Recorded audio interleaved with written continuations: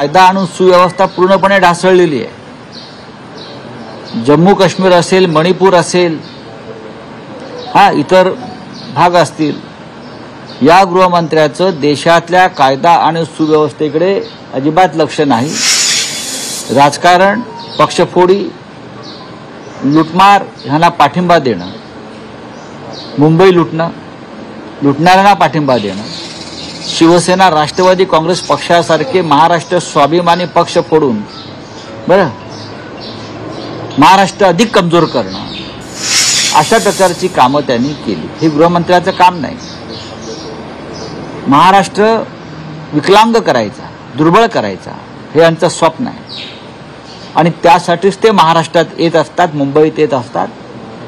म्हणून महाराष्ट्राची जनता त्यांना या राज्याचा शत्रू मानते.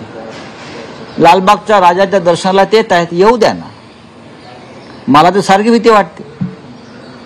मला सारखी भीती वाटते की ज्याप्रमाणे मुंबईतले अनेक उद्योग त्यांनी पळवले, गुजरातमध्ये अनेक संस्था पळवल्या गुजरातमध्ये, त्याप्रमाणे एक दिवस लालबागचा राजा पण गुजरातला नेणार नाहीत ना.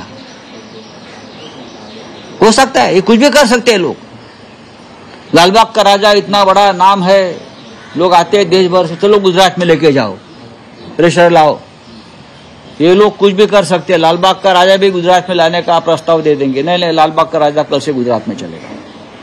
ये व्यापारी लोग हैं, मैं आपको बोल रहा हूं, और बहुत ही सोच समझ कर बोल रहा हूं. ये अपने आप को महाराष्ट्र के दुश्मन मानते हैं.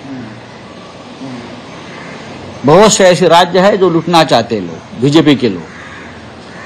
गृहमंत्री अमित शाह जी का एक काम है सबको समान न्याय देना. गृहमंत्री सब लॉ एंड ऑर्डर मेंटेन करना, ये उनका काम नहीं है. पार्टी तोड़ो, पार्टी फोड़ो, न्यायालय के ऊपर दबाव लाओ, चुनाव आयोग के ऊपर दबाव लाओ, प्रेशर लाओ. यही काम देश के गृहमंत्री कर रहे हैं. और इतिहास में ये उसकी नोंद रहेगी कि इस प्रकार का गृहमंत्री देश में हुआ था. सर, अमित शाह असतील, मोदी असतील, वारंवार महाराष्ट्राचे दौरे करताना पाहायला मिळाले. महाराष्ट्र लुटण्यासाठी, महाराष्ट्र त्यांना लुटायचं आहे, त्यांना महाराष्ट्र तोडायचं आहे, महाराष्ट्र कमजोर करायचा आहे. बरं का, महाराष्ट्राची प्रगती, महाराष्ट्राचा स्वाभिमान त्यांच्या डोळ्यात खुपतो आहे. ज्या पद्धतीचे निकाल लोकसभेचे महाराष्ट्राने दिलेले आहेत, त्याच्यामुळे त्यांना महाराष्ट्र अधिक कमजोर करायचा उद्याच्या विधानसभा निवडणुकीपर्यंत. म्हणून ते विधानसभेच्या निवडणुका जाहीर करत नाहीयेत. हिम्मत है तो कर लो ना. हरियाणा के साथ चुनाव ले लो. मुंबई महानगर पालिका का चुनाव क्यों नहीं लेते आप?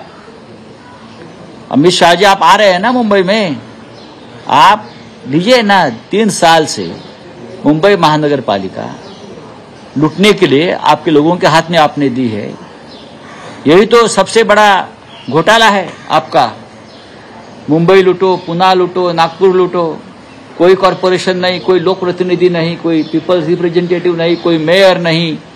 आप आएंगे और आपके दलाल लोग यहाँ मुंबई लूटकर आपको माल दे देंगे दिल्ली में. ये चल रहा है.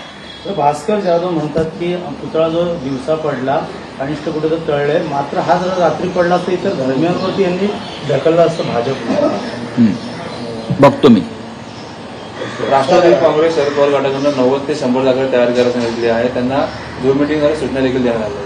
ठीक आहे, प्रत्येक पक्ष, महाविकास आघाडीतला प्रत्येक पक्ष, 3 पक्ष प्रमुख आहेत, त्यांच्याबरोबर शेतकरी कामगार पक्ष आहे, समाजवादी पार्टी आहे, कम्युनिस्ट पक्षाचे दोन्ही गट आहेत, म्हणजे सीपीआय, सीपीआयएम, सगळे आमच्या बरोबर आहेत. आणि प्रत्येक जण आम्ही एकत्र येऊन आपापल्या जागा वाटपासंदर्भात चर्चा करतो आहोत.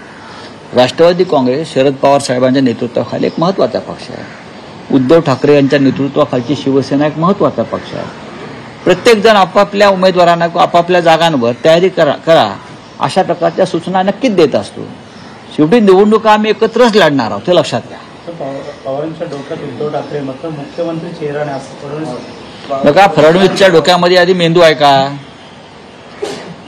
हे त्यांना कुणी सांगितलं? पवारांचा मेंदू पवारांच्या डोक्यात.